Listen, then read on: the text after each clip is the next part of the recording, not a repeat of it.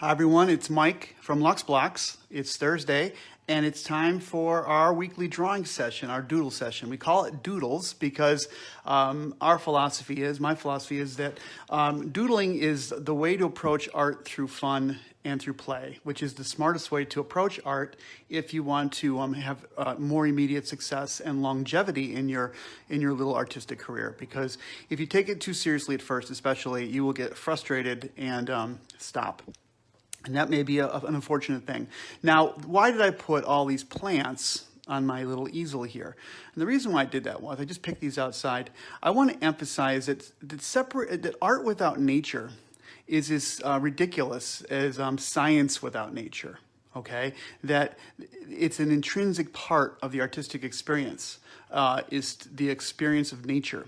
And if we think of it as something other than nature, it's a sorry thing, because exposing ourselves to this, this is a little locust tree that was sprouting in my yard, unfortunately, because I don't like locust trees, but they are beautiful. And if you look at the variegated patterns, this regular mathematical order of this little primitive tree, okay? And then this plant over here, which I don't know what this is, but the younger the leaf, as it's unfolding, it's unfurling, you see how geometric it is, right? And then it begins to unfurl and becomes less variegated, but the little baby leaf is very variegated. You see how regular these patterns are? This is architecture. Nature has architecture in it. So the best ideas come from nature. And we're talking about Leonardo da Vinci today.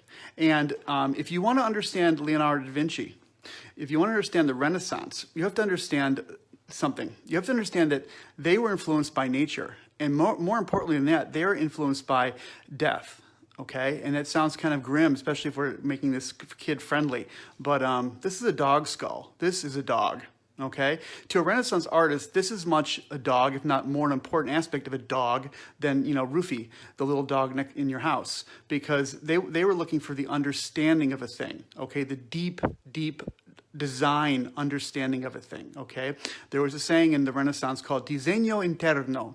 That means drawing from within, the design from within, as opposed to disegno eterno, which means drawing from without, drawing the superficial, right? The outside appearances of things like cameras do. They wanted to draw from the inside out. This sounds like a lot of weird techno. Why are you speaking in Italian? Why is this important? It was the most important debate in the Italian Renaissance, because you have to understand something. In the Italian Renaissance, they had just gotten over something that makes COVID look like a mild cold. They got over the bubonic plague, where much of the people of Europe died, okay, a horrible death. And so after the bubonic plague, there was a kind of a beautiful spring where people started to rethink everything. And from the Middle Ages came the Renaissance, and the Renaissance artists said, we don't have to draw and sculpt and make buildings like they did in the Middle Ages. We can look to the Greeks. We can look to nature. We can look to other ideas, better ideas. And they had this freedom in the Renaissance to explore. And I want you to have that freedom in your own art to explore, okay? So we talked last week about art materials, and we talked about the beautiful willow. This beautiful art material that you can buy, like for instance, Dick Blick. I always mention Dick Blick's or Blick's art because they have one in our great town of Galesburg, Illinois. This is Mike from luxblocks.com. Our hometown is Galesburg, Illinois, historic Galesburg, Illinois. And Dick Blick is here, which is a great art store, and they're all over the place, and you can buy them online too. This is a willow. Okay, Leonardo da Vinci didn't have access to this kind of a willow. This came out of the Victorian age. Okay, this particular drawing implement, but he had access to charcoal. He had access to burnt wood, and it's a great medium. We talked about it a couple weeks ago about charcoal, and it's fantastic. Here is, at any good art store, they'll give you a little piece of paper when you're shopping around, and they'll give you some samples to test. And you should be really demanding about the art materials that you're gonna play with and put your money into, okay?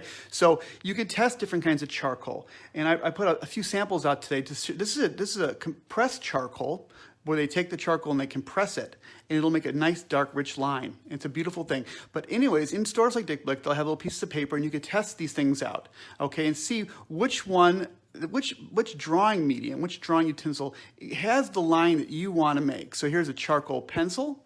made by Generals. Generals is a great company, and this is a charcoal pencil. You actually could cut, and I suggest don't use a pencil sharpener. I use a knife, and I whittle away the wood so you don't break the nice piece of charcoal in it. Okay, I don't usually use pencil sharpeners. It wastes too much, I think.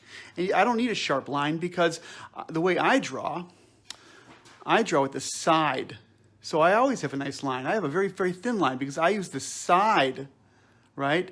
So I can make as thin a line as I want, even though this thing's cut off. I can make a very thin line. This is a Conti, and Conti is more like a clay, and Conti is a French word, and this is a sanguine kind of colored clay. And look how beautiful a line you can make with it. This is a fantastic art medium. This is a Conti chalk, and this is one of my favorite things too. I have lots of favorites. This is a kind of a chalk.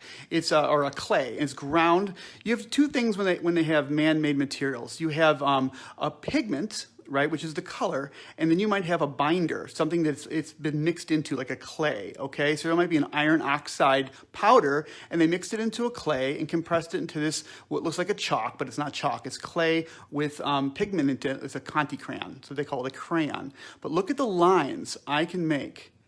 Twisting is a really neat technique because when you twist, you can make random beautiful lines that imitate the experience of the natural thing. This skull is a natural thing. Maybe you remember when you were a kid, or sometimes you might experience, if you're lucky, when you're an adult, and you might stumble upon it. It usually has to be a surprise. When you stumble upon a dead fish, or the carcass of a deer in the woods, or a skull, and it takes your breath away, because you're terrified, of course, but there's something else about that taking your breath away. When we're presented with this, with the evidence of nature, not all with a personality and alive and friendly, but with this kind of nature, we have a kind of take your breath away moment, okay? And why that is, I'm not sure. I think it's part of our design. This is important, okay? And it's our brain telling us there's something important about this, because you're being presented with an unalterable fact that nature is this, okay? This is what we're about. You know, we're a physical, living thing that will become an artifact that will have something that will go back to the earth, and it's facing our mortality, the mortality of our other living things, but also, and what I like the most is the design of it all, the amazing design of nature. This is just the inside of a dog's skull here, unbelievable, right? So that's why I say, present your kids with nature, not that they have them steeped in death too much, but having a skull around, or you know, to collect animals like little insects, that's good. So again, I'm showing you a couple different materials today. This is Conti crayon, excellent thing to pick up at the art store. If you don't like all the chalkiness and the messiness, you can get a non-messy art material too. One of my favorite colored pencils is made by Barrel, and I've got to see if I have any Barrel here. I think I do. Yeah, well, these are all Eagle, but that's okay. I think Eagle was actually the older company and turned into Barrel, but Prismacolors are non-chalk, they're wax-based pencils, okay? And they're artistic pencils, they're colored pencils, and they make a good line. It's not as strong a line, it takes a little bit more pressure, but you can still do a lot of the things with the rolling stuff. It's a very beautiful line. Like a crayon, but like a really good crayon, okay? So this is an artistic, they break, and they do break, but if you're careful, they don't break too much. And again, I wouldn't use a sharpener. I'd use basically like a knife and whittle it away. So Prismacolors are excellent too, okay? And I use all different kinds of colors, okay? Prismacolor. And yeah, and then General makes all different kinds of clay, Conti crayons and things. So play around at the art store. That's why there's a scratch paper here. They give you scratch paper at art stores. Play around and find the things you really want to take home with you. You can test drive art materials, okay? So today we're talking about Leonardo, and one thing to understand about Leonardo is that he was operating from the idea of design, and the design from within, the disegno interno, okay? And that means that it was really important for them to understand, to go back to the Greeks and to reduce, bring down, you know, atomize, understand nature as most essential elements, its most minimum elements. So cones, nature is made out of cones, okay? How do I make a cone? You know it's a circle, right? There's a circle at the bottom of a cone and it has a tip on the top. but we hardly ever see a cone like that. So when you want to look at a circle on its side, it's important to understand that a circle on its side, on its perfect side, is a line, which we don't want to look at like that, but it's an ellipse, okay? An ellipse, or like an oval. And then you make a line from the middle on up, and then you come to this side and this side, and then you could do these rounding lines, which is basically this ellipse that you're kind of getting that feel for that ellipse, and you keep going, you go all the way up. See that? So that's why am I drawing a cone? I thought we were talking about Leonardo da Vinci and drawing horses. We are. But if you don't understand cone, and you don't understand how to take a cone and put it into pieces, like the base, and cut it in half here, and make a truncated cone, like the thing the elephant stands on, or the thing like a coffee cup is, the very angular coffee cup, right? But if you don't understand coneness, okay, horseness is going to be difficult because horseness and leafness and treeness are combinations of different kinds of things. So we have cones. Also, it's really important to understand. Anybody want to guess what this is? I see so many people online today. It's wonderful. This is a what? Nobody's responding, so I will say it.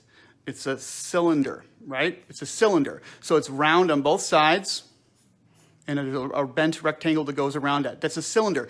Hugely important. And in the Renaissance, they went back to the Greeks like Euclid, who invented geometry, the discipline of geometry, and they studied these things, okay? And we take a cylinder and we could slice it and dice it. Like, think about a Quonset hut, like in the Marine Corps, and like with the Marines or the Army, what used to be in these little barracks that look like this, right? Quonset huts. So that's been sliced in half. That's a cylinder that's been sliced in half, okay? And we can slice cylinders other ways too. So cylinders are part of nature. Cones are part of nature. We make them with ellipses. We make these with ellipses. You can even go like that and use straight lines there. How wonderful, right? Another form is the sphere.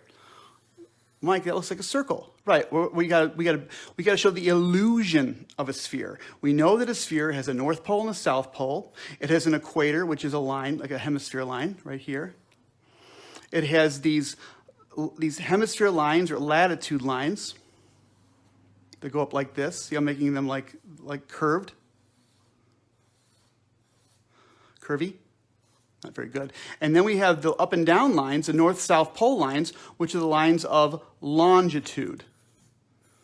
Okay? Why am I drawing the world map here? Why am I doing that? Because if we understand cones, we understand cylinders, we understand spheres, we have a better understanding of what they were doing in the Renaissance. If you don't understand these things, you don't understand the architecture problems. You don't understand the idea of how to draw a horse or the human body. Because if you can't reduce things back down to these forms, then you can't really think about things as complicated as horses and flowers because they're made out of these. Okay? So the sphere is the most fun one, I think, except for maybe elongated spheres. If you take a sphere and stretch it out, which are fantastic too. But I could take a sphere, and of course I just cut it in half like this, like a bowl, which is the first kind of truncation we could think about. But remember the loon? The loon, one of the most important shapes in art. The lemon wedge, the loon, based on the word luna, which is moon, right? This little moon shape here, this wedge. The loon, of course, is important. I've talked about before, because if you want to draw flowers realistically and imitate a paintbrush, you need to understand how a loon works. Look at that. You can see, because you can see on this one shape, you can see the top of a form, the illusion of the top of the form, and the illusion of the underneath of that same form, right? The loon, where the line crosses over. The loon, okay? And the loon is another way. So I sliced and diced a sphere by cutting it this way. I sliced and diced it by cutting it into a wedge, using a loon, right? How else can I slice it up? Well, different hemispheres too, right? Because the sphere could be, I could cut off the tippy top of the sphere, then I could cut off the hemisphere down here, the middle part of the hemisphere here with with the equators in between. See what I'm doing? I can cut it into slices that way, right? So there's lots of ways to slice up a sphere. Okay, so now we've done spheres, cones, and cylinders. Holy cow. So now, when we think about something that's natural like a horse, for instance, okay? We got to think about things like muscles. So if we think about a muscle has a shape like this. Remember when Leonardo was drawing the arms I showed you before? You have a deltoid, then you have a bicep tricep, and then you have the forearm going into the wrist, and then to the thumb, into the hand, into the fingers. But he used these lines because there's muscles in these lines, okay? So it's this and that and this and that. So when Leonardo draws, he's thinking in terms of these kinds of lines. So what Leonardo did was I'm going to take this, okay? I'm going to go back to the exciting line here. So if I'm going to sketch a horse, okay, you have to think about it this way. The top part of the skull is going to be big, and it's going to taper off into what we talked about before, like a cone. But I'm not going to draw a horse and draw the circle and the cone like that. I mean, you can do that, but I don't think it's any fun. I do want you to think about the horse's head here, okay? And the horse's head comes down into a snout.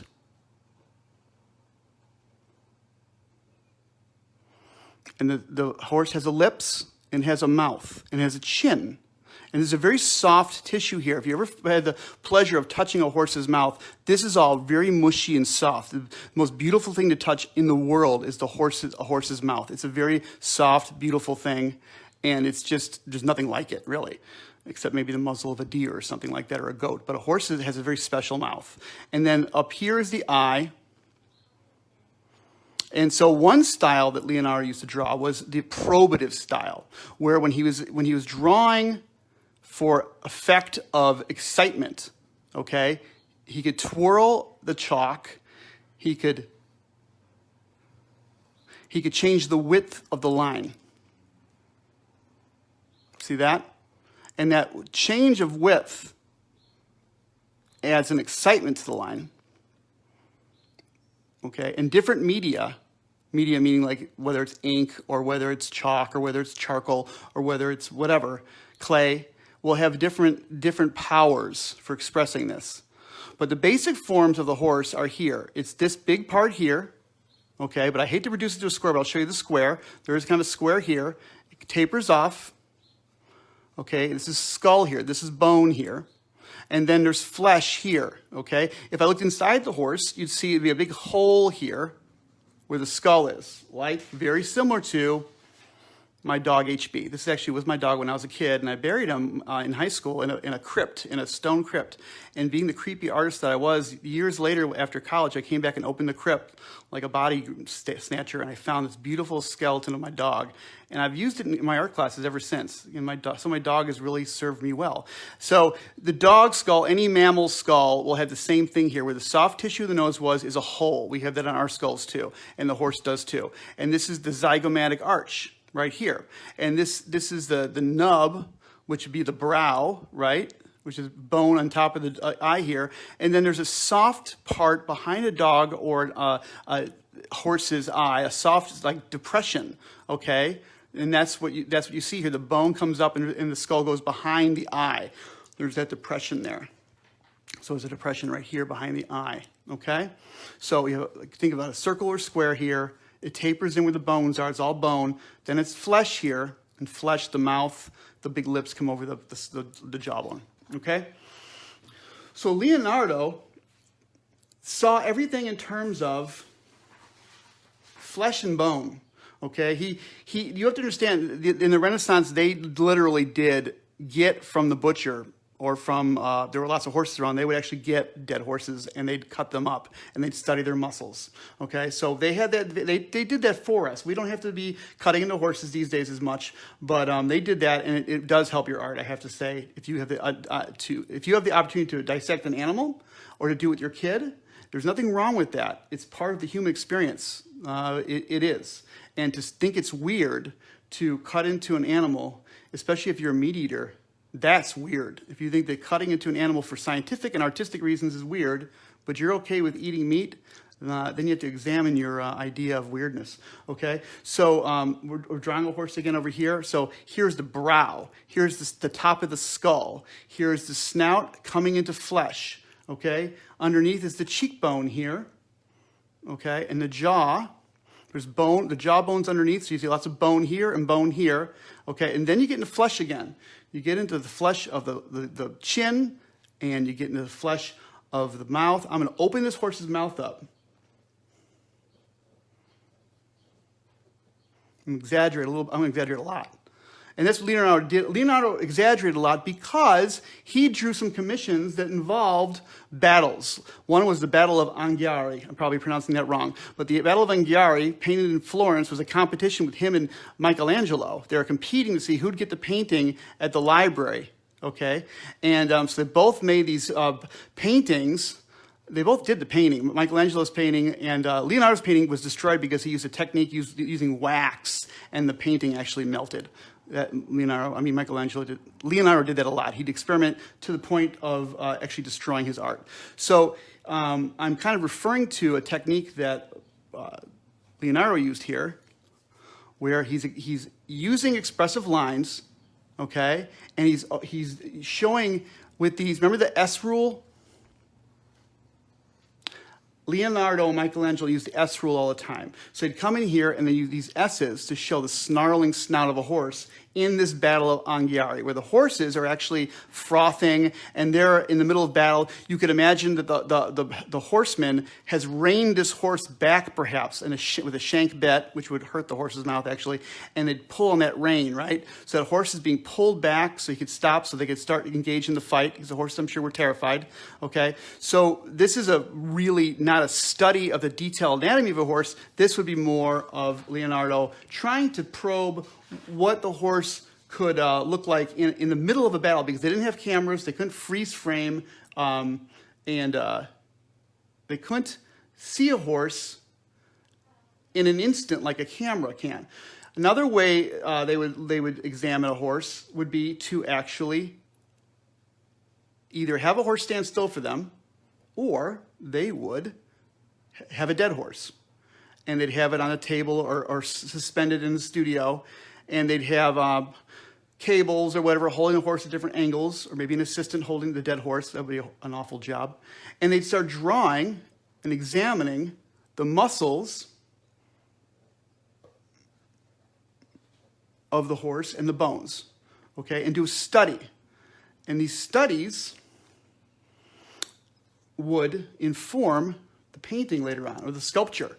Leonardo did a very famous sculpture that was never made because it was destroyed by French invading soldiers, and they used the clay statue before it was made into bronze. They used that as target practice with their bows and arrows, and they destroyed the horse before it was turned into a bronze statue. But he did many studies for this horse, okay?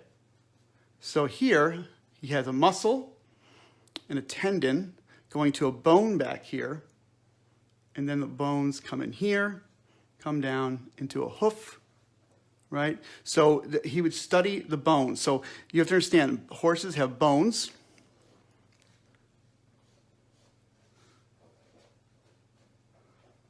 Into a hoof, right? And there's multiple bones. So that's why there's this swelling. So it's important to understand when you're drawing something like a horse that you're dealing with the beautiful architecture of a horse. A horse is one of the most beautiful, majestic animals ever. Human beings love horses. One of the reasons why human beings love horses is because we look like horses. I think it's vanity. That's my theory anyways. I'll show you what I mean. One thing they did in the Renaissance all the time was what they call comparative anatomy. And comparative anatomy is when you think about one animal, but at the same exact time, you're thinking about another animal. So for instance, this, we could say, oh, I'm going to draw a horse. I'm going to draw the front view of a horse here. And here is its chest. Horses have these beautiful chest muscles right here. They're just like us. They have chest muscles, okay? And then they have the front leg, the inner thigh, going down to the knee, outer thigh, drawing with willow, beautiful willow, coming into the leg. And what Leonardo would do, or Michelangelo would do, is, but more Leonardo, because Leonardo was way more of a freak about this than Michelangelo was, because Leonardo was much more, I think, the scientist than Michelangelo, who was really thinking about other things. So they would do this. They'd say, oh, that's just like this. That's like the outer thigh, the inner thigh, the leg, calf, ankle. So that the lines on the human body are very similar because our body, genetically, we're almost exactly like horses, right? I mean, we're almost the same thing as mice and horses. So, but the body is dealing with bones and muscle masses. So here, on the horse, you're dealing with outer thigh, you're dealing with an inner thigh, going to a knee, going to the felt lock, I think it's called, the lower shin here, and then the hoof, okay? Chest, lower throat, neck, and then you have a head up here, right? And the horse. So comparative anatomy, they're always thinking about thigh, inner thigh, knee, leg. It's all one. To the Italian in the Renaissance, and to the German and the Dutch too, and the French, they had this way of seeing nature as one thing. They didn't separate because they knew we're all going to the same place when we die, and we're all made of the same stuff. So a horse or a dog or a man or a fish, they're part of the same general pattern and idea. So a horse has a head, and I'm going to draw it with a twisting, beautiful willow. I'm going to draw it very lightly. I'm on one of my last drawings today. And I showed the skull here. I'm going to draw so lightly, it's going to be like a ghost horse. And then the neck, big muscle for the neck here and down here, to a shoulder structure here. And the horse has a high bone right here. And then the back has a sway in it, a gentle sway, to the rear of the horse here. And then the horse's belly comes in like this to its chest and rib cage is here. So the rib cage is here, comes up, and there's a belly here. If a horse gets pregnant, that belly gets really big here. Shoulder into knee, felt lock. I think it's felt lock. I forget the name of that. And then the hoof down here, okay? And then back here, again, you have the back hip structure and butt. Tail comes up like this. We'll show the tail wagging. Beautiful horse tail. The rear end here. I'll show the other cheek of the butt right there. And then the horse's leg comes back and down. There's an ankle here. They don't call it an ankle, though. There's terminology for horses. It's different than people. Okay? Mane. See how I'm drawing that twisting line? This is what I call the natural line. Okay, you're letting you don't want to get in the way of your hand. If I can impart any rule today, it'll be don't get in the way of your hand. Let your hand help you by making these beautiful lines that automatically turn everything you do into beautiful art. Okay, so your hand will make. You should practice just drawing these lines by themselves. Okay, it's worth it. Play with this stuff. Don't get serious too quickly, okay? Now, if I think about this horse, here's the beautiful thing. One of the pretty saddles is the English saddle. The English saddle has this shape here. I'm a Western saddle riding horseman myself, but I started English because it's actually harder to ride English in a way, in some ways, not others. So the English saddle is a very simple strap of leather that goes around. It's more simple, I think, than a Western saddle, and has an arch here a little bit, and no pommel here. Like that's for cowboys, right? This is an English saddle. But three-dimensionally, English saddles are really cool because you have this thing that goes like this. It's the potato chip shape. So it goes like this and like that. It is basically the infinity rule, okay? The infinity rule. So the English saddle, or any saddle, basically is a strap to another strap on the other side of the horse, okay? So if you can think about a saddle being like that, right? The saddle shape is the shape of when you want to make a cool boat. Here's an uncool boat. This is a really uncool boat. This is just a baby boat, right? But if I want to make that boat into a boat that really would be built for the water, like a dory, a simple dory, or even like a caravel, you think about it this way. Think about the infinity rule. That comes down, up, like that saddle, and back down again. You don't see this line here, but it's there, right? See that potato chip? It's a potato chip. Here is the bow sprit, the front of the boat. It's going to connect to the back of the boat, the stern of the boat right here, like this, right? And then the plank, this thing is called the gunnel that goes around the boat. And then we have the planks. See what I'm doing here? This is a much more natural looking boat. But this kind of boat could be on the waves, okay? Look at that. This is nature. Nature, the great makers of boats, okay? They looked at what things were buoyant, what things would float, what things wouldn't tip over. And this was the shape that was most likely not to tip over, okay? It was the exact opposite of the waves, okay? That's the same shape that's on a saddle. I find that as a designer, very interesting. This is Renaissance thinking, where you're looking at the design in nature and you're applying it to design where you want to fight nature, like you want to keep your boats afloat or you want to keep your ceilings from falling in on your church, okay? So they use natural design. They use nature to support their ideas, like the top of a cathedral. They'll use natural ideas. So it's not silly to say that nature informs us. Our best ideas come from nature, and to expose children to nature, expose yourself to nature, is not only just healthy, it slows your heart down and makes it slows your breath down. You can breathe deeper, it's good for you, but you could ponder it. It's intellectual, it's spiritual, it's wonderful.